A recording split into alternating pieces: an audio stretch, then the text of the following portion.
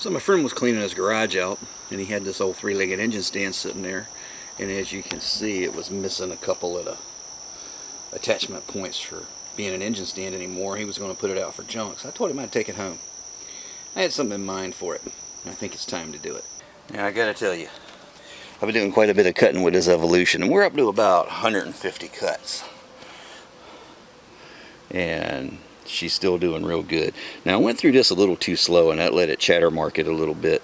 So I'm going to try to cut that a little better. But I'm starting to move on to the build of the brackets to hold the 9-inch up in that engine stand. And that's the next thing I got to do before we can move forward on a 9-inch build. So I got to get a little cutting done. And then we'll get some welding and a little bit of fabricating out of the way, and we'll be all ready. And I know there's a little rust on here, and some of my friends out there are going to make some comments about it, but that's okay. It's steel, and for what we're using it for, that's just great. This is actually in pretty good shape. I've gotten it from a steel yard, and we're shaped in this before, brand new. So let me make a couple of measurements, make a couple of more cuts, move on from there. Alright, so let's do some double checking here before we cut. Yep.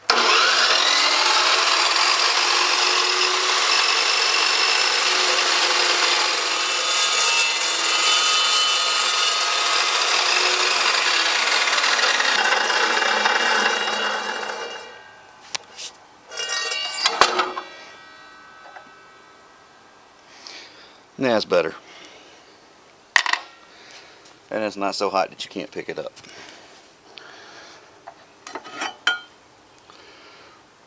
And that one cut much better that time. It's got a little bit of mark on it, but better than the other end did. This end chattered a little bit, but that was my fault. It was let me see if I can get the focus over here. That was my fault. I think I had my speed a little off. This end, I just got to take and do a little file work to it, and we'll be all good to go.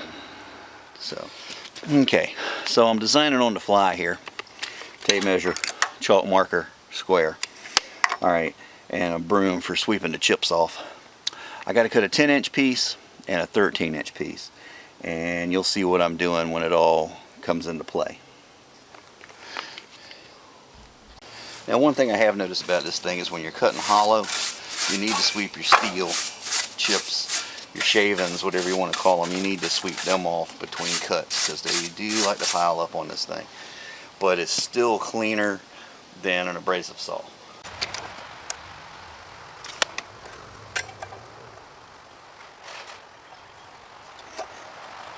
That's a 13-inch piece. You're going to cut that.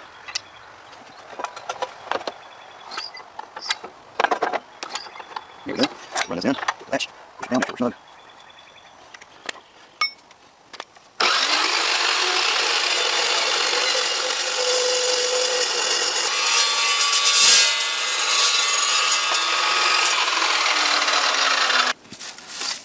Sweep out the chips.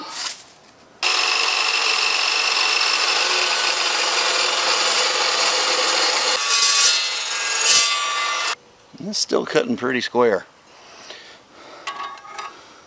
I gotta give it that. Even pushing it a little bit, it's still cutting pretty good and square.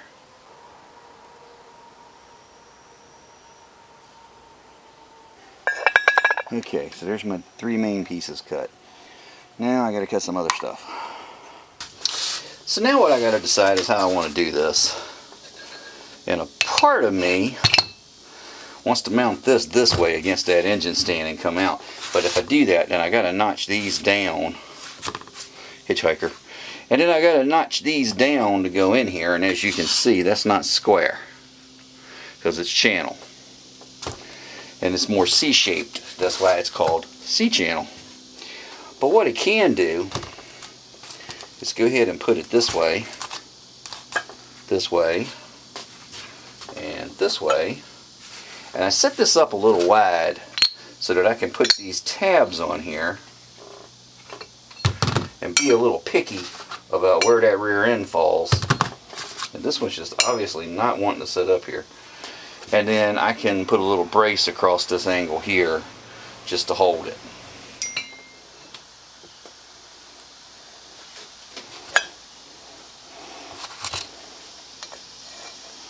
See, this is what I'm thinking.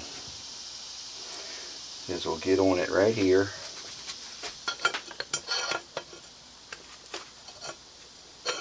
We got a straight shot at all the bolts. Everything can sit right there and it'll be supported nicely. Alright.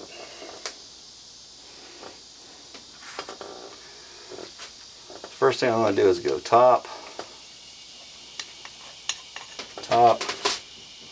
and of course all this is going to get knocked off when I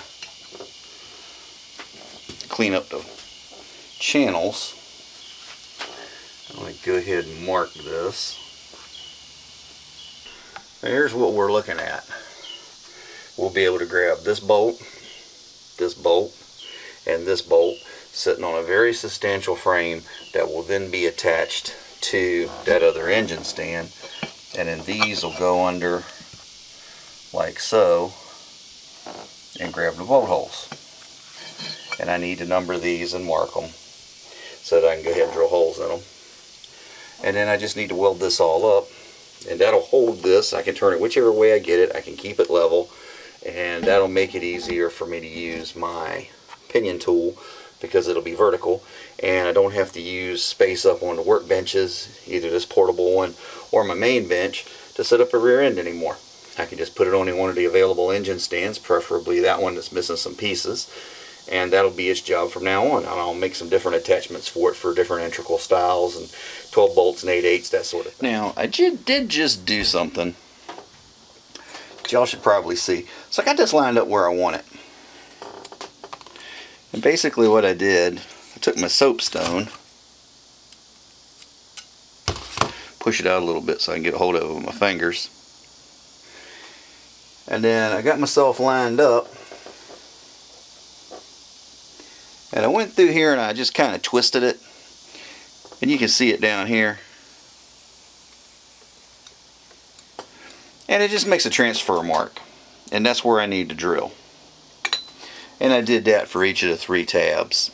So nothing super special, but just another way of using what you have available.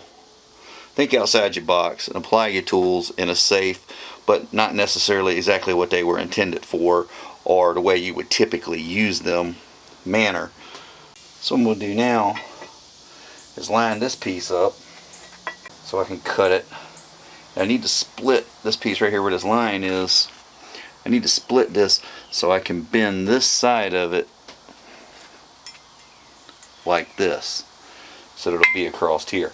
And what this will do is add rigidity out here, and it'll help me out in a couple other ways. So right now I got to go do some more cutting and drill some holes. A little quick cutting with the hacksaw, doing a little bending over the edge of the I-beam. That's pretty good for a first pass. That's real good for a first pass. That's good enough. I'm going to leave it alone. It fits. After a little strategic hammer work, I still got to spray this down and clean the penetrating oil off of it from last night where I cut it. And then I got to clean the rust off so I can weld it. But with a little bit of hammer work, we're lined up. We're ready to go. And as you can see, I'm once again using my I-beam. This thing, I tell you, one of the best things I ever did was bring this home. And now that I'm back to doing this kind of stuff, I'm remembering why it was one of the best things I ever did. I just got it propped up on top of 2 cinder blocks, and it's at just the right working height. When I'm welding, I'm standing straight up right now and I'm touching everything. So when I'm welding, my hands are going to be up a little bit and I'll be comfortable. Very important that you're comfortable when you're welding. And if you're a two-handed welder, accept the fact that you're a two-handed welder and weld with 2 hands. Don't try to be Mr. or Miss Awesome and sit back here and just kind of try to shake it with 1 hand. Now, when you learn the skill and get to it, that's fine. But starting out, if you need to use 2 hands and you need to brace, do it.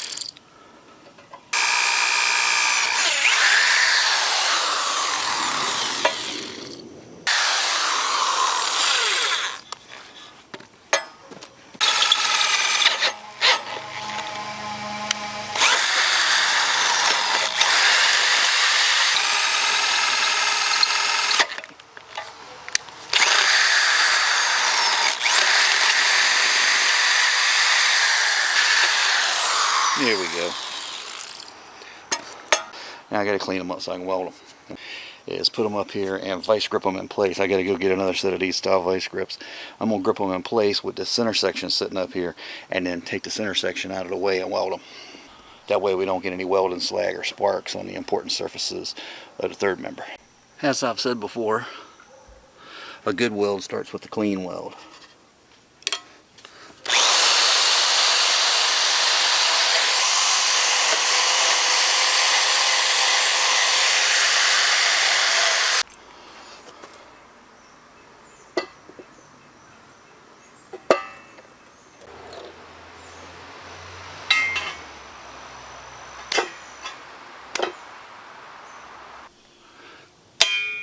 So there's that one. There's that one.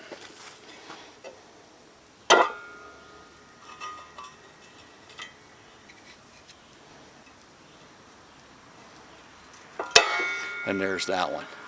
So now I just got to weld these up, clean the whole thing up and paint it. And I got to come over here and move this over, because somehow I'm off a little bit in the shop last night. Now if I need to tweak this thing, now is the time to do it.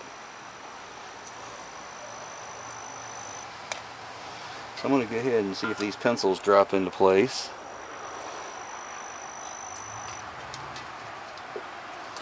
And if they do, without, this one's off.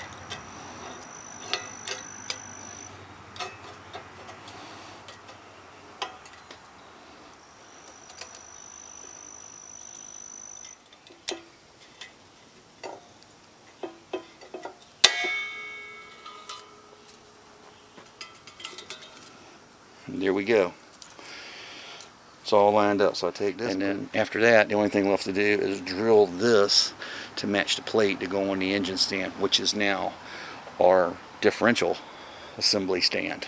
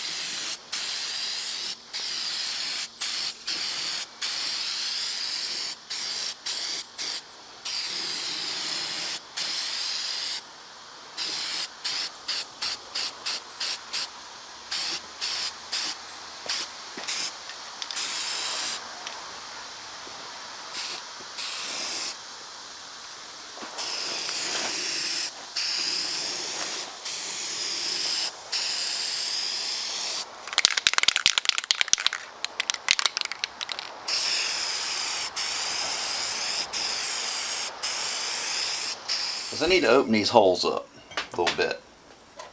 That way it doesn't have to be so exact, and it'll be easier to get things in there. I can stick a rear end up there stick a center section up there, I should say, because this one's braced up for a 9.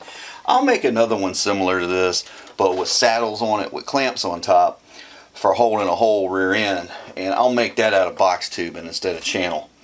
But what I got to do right now, I want to open these holes up some so that if I set a third member up here, I can get the holes in and they don't have to be exact. If I'm off just a bit of a hole, this isn't going to be pretty easy to get 3 bolts into. So I'm going to go ahead and open these holes up.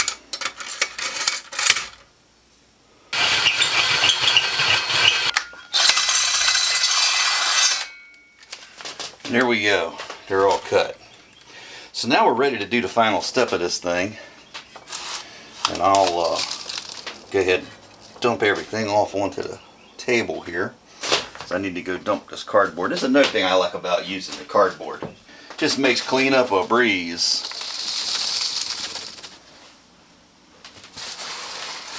So we'll throw this back on. So this part's all ready. We've made good use of leftover materials, which is another reason why you always keep a little pile of your trimmings, your scrap metal, whatever you want to call it. Keep it available. It's good for practicing, it's good for doing different stuff on. So, now how are we going to attach it to this? Now I could mount it onto little bat wings. Let me move this over here. I could mount it onto little bat wings, but I think I'm going to go ahead and set it up so it goes right to the plate. It'd just be a little quicker, I think. And I may put it on this one here because that'll give us a little lowered center of gravity for when we're torquing things. So let me go ahead and get this took apart and we'll... Okay, so I spared you all the disassembly of this thing.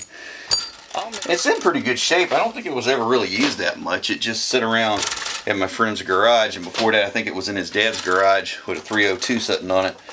And it did sit there for some time. And again, you know who you are, and thank you so much for giving it to me, because we're going to get some good use out of it.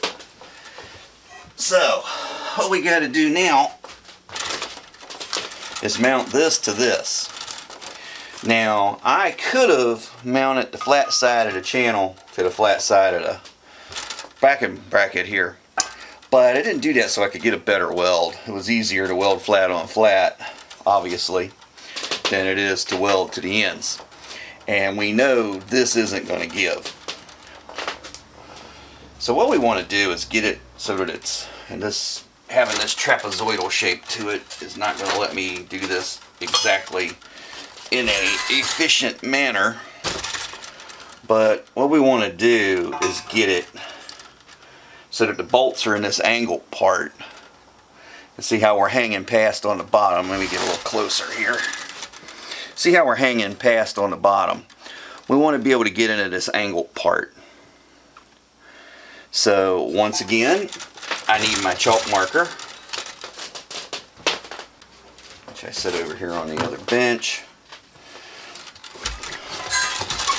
And I'm going to get this up here and get lined up, and I'm going to reach down in here and I'm going to make a mark, and I'm going to reach over here and I'm going to make a mark. So now we got 2 nice little China marks in here, line marks, whatever you want to call them. This is where we're going to drill our holes. Okay, so I don't have my automatic punch out here with me, so I'm going to do it the old-fashioned way. And you always want to make sure your punch is back in the same hole if you're going to hit it again, because they will bounce.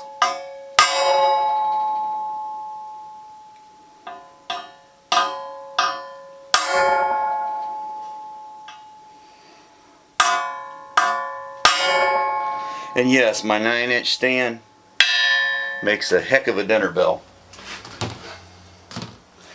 So now I'll do the same thing as I did before. I'll start with a small drill bit and progressively get larger as I go.